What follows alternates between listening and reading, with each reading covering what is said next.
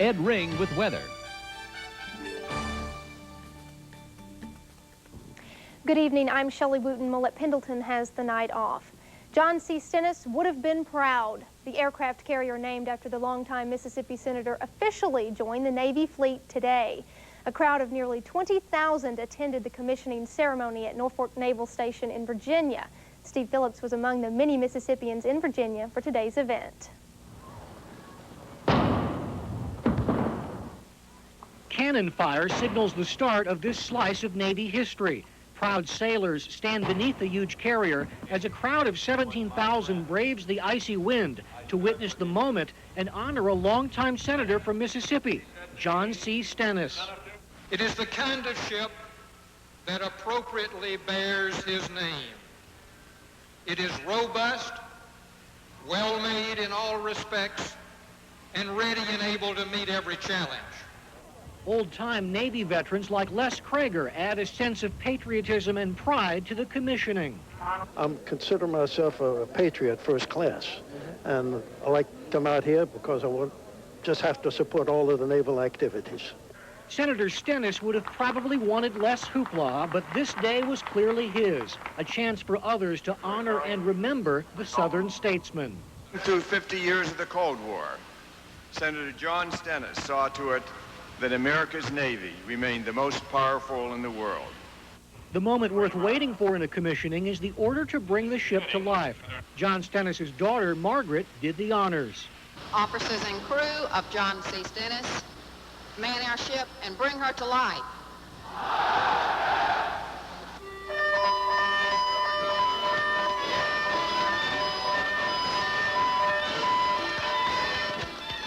Showing off the ship's capabilities is a source of pride for the sailors. The man she's named after would have most certainly been proud.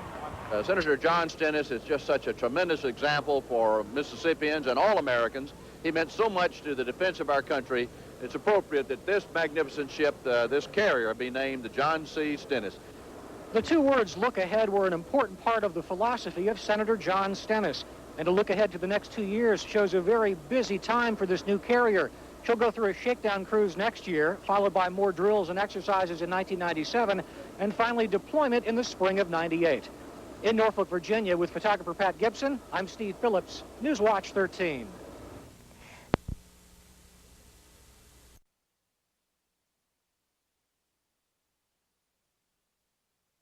Some scoop up Stennis souvenirs. Sailors like Anthony Peters of Gulfport are especially proud their carrier honors a great Mississippian. Proud that this carrier is named for him? Yeah, very.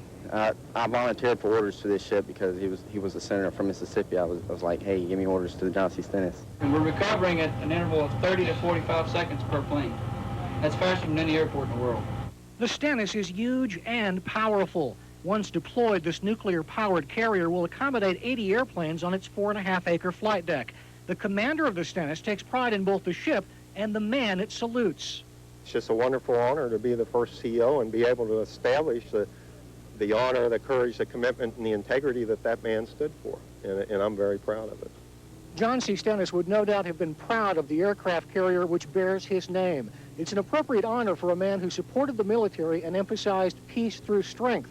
And more than any other piece of military hardware, it's the aircraft carrier that best demonstrates America's strength and resolve.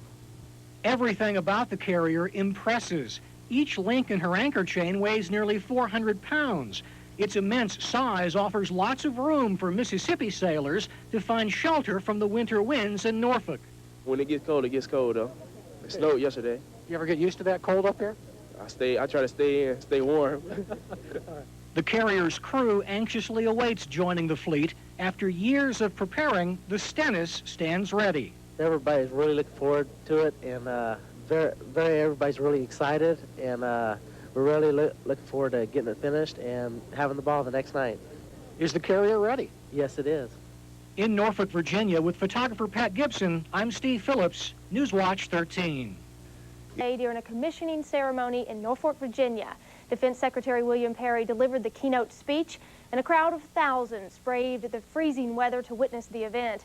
Steve Phillips is in Virginia and reports on this day of pride for Mississippi. Coast off of An icy wind blew away the rain, but brought frigid temperatures to the Norfolk Naval Station. But the blast of winter didn't deter the crowd of 17,000 plus. They came to watch this carrier come alive and pay tribute to the Mississippian she's named after. He has been called the father of America's modern Navy, because when John Stennis said, "America needs this ship," Congress listened. The most powerful warship in the world, an impressive sight to the many Mississippians who made the trek to Virginia. And here's one 1,000 feet long. Wow. Ooh, and them planes can fly off of it, and hey, folks better be careful, not mess with us, because we bad after this John C. Stennis.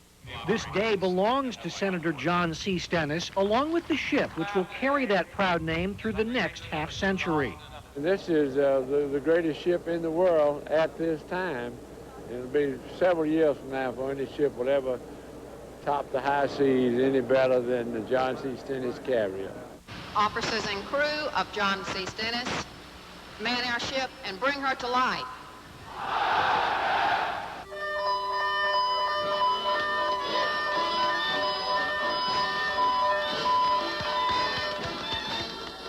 The 3,000 sailors aboard the Stennis deserve the chance to show off their ship. It's what they've waited for during months of preparations. Sailors aboard the John Stennis will find little time to rest after today's commissioning. 1996 brings a busy shakedown cruise, followed by more drills and exercises in 1997, and finally deployment in the spring of '98. In Norfolk, Virginia, with photographer Pat Gibson, I'm Steve Phillips, Newswatch 13.